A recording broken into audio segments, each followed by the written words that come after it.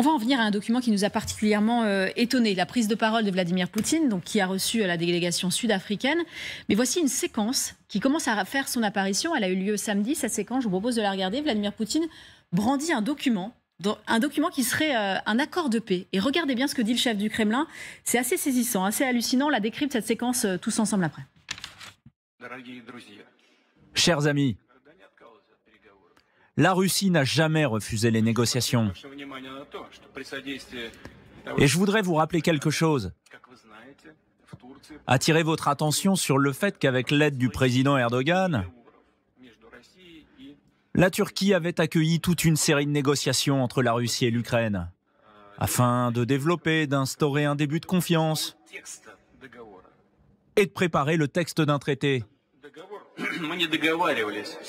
Et nous n'avons jamais convenu avec la partie ukrainienne que cet accord serait confidentiel. Mais jusqu'ici, nous ne l'avons jamais montré, ni même commenté. Or, ce projet de traité a été paraphé par le chef du groupe de négociation de Kiev. Il y a posé sa signature. Ça existe. Ça existe.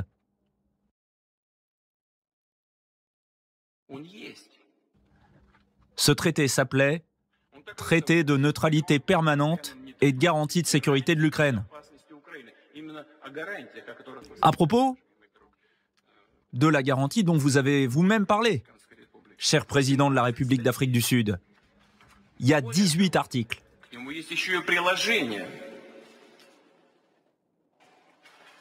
Et je vais même vous dire, il y a un protocole additionnel qui s'applique aux forces armées et touche bien d'autres choses. Tout y est expliqué. Jusqu'à la quantité d'unités, d'équipements militaires. Voici le document, il est paraphé par la délégation de Kiev. La signature, elle est là. Alors à l'époque, comme promis, on avait retiré les troupes de la région de Kiev. Ils ont tout jeté à la poubelle. Magali Berthès, est-ce qu'il y aurait un semblant de vérité? Parce que c'est vrai on va replacer les choses dans ce contexte. On était au tout début de la guerre, on est fin mars. C'est ça quand l'Ukraine et la Russie se rencontrent avec des délégués en Turquie. Et justement, il y a cette ébauche de négociation.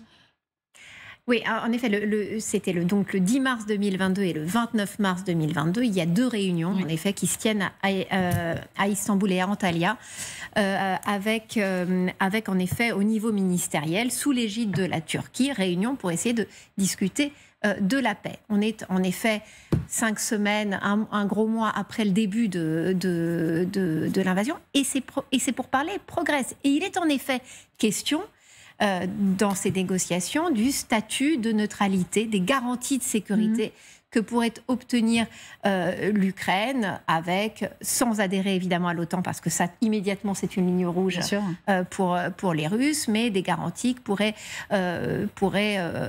accorder un certain nombre de pays occidentaux pour la défense de l'OTAN, et en face, manifestement, les Russes s'engageant à une désescalade.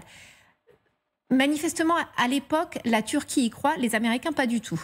Les Américains pas du tout, qui mettent tout de suite des doutes. Et puis après, qu'est-ce qui se passe? Il se passe Boutcha, il se passe les crimes de guerre. Début avril. Et en effet, Zelensky lui-même, qui paraissait d'accord pour un statut particulier pour la Crimée, qui pourrait être revu 10 ans après, à ce moment-là, tout est arrêté, tout est suspendu. Il n'est plus question de négociation après la découverte des crimes de guerre russes à Boutcha. Donc en fait, Vladimir Poutine s'appuie sur un document, sur une négociation de l'époque, mais évidemment qu'il sort de son contexte. Pourquoi ?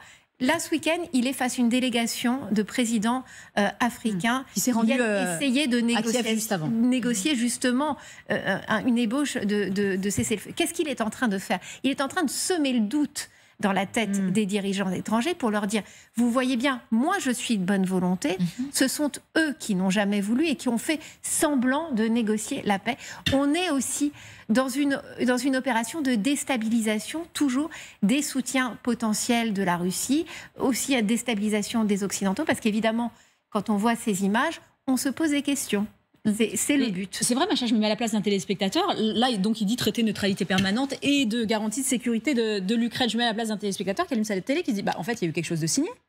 Oui, tout à fait, parce que absolument, c'est sa propagande, c'est sa manipulation de l'information, parce qu'effectivement, ce que vous avez remarqué, le 29 mars, en tout cas de ce que je fais, mon recherche personnelle, il y avait le système de garantie de sécurité qui a été proposé par les Ukrainiennes à ce rendez-vous en Turquie, à Kremlin. Sauf que vous avez entendu que M. Poutine, il a dit... On n'a jamais traité cette demande-là jusqu'à aujourd'hui. Ils n'ont même pas sorti ce document-là. Donc ça a été peut-être probablement signé par une délégante C'était un stade 1 d'un processus qui commençait, c'est ça? Oui, pour les négociations, en tout cas pour les garanties de sécurité pour les deux pays, pas seulement pour un pays. Et effectivement, je suis d'accord, il avait intérêt d'amener dans son camp les représentants de délégation de l'Afrique pour son enjeu politique, je pense, et économique aussi. Très vite, général. Il oublie une phrase simplement, c'est que c'était sous-tendu par le retrait des forces russes dans les limites de ce qui était occupé avant le début de la guerre. Restez bien avec nous, on se retrouve dans quelques minutes, à tout de suite.